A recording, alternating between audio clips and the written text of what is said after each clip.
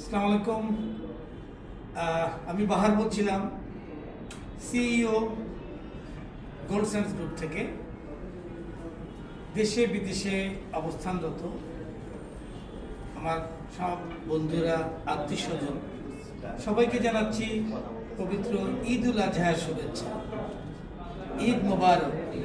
আমার সাথে আছে আমার প্রিয় সানি ভাই। সানি ভাই, আমাদের তো সবার জন্য একটি উইশ করেন প্লিজ।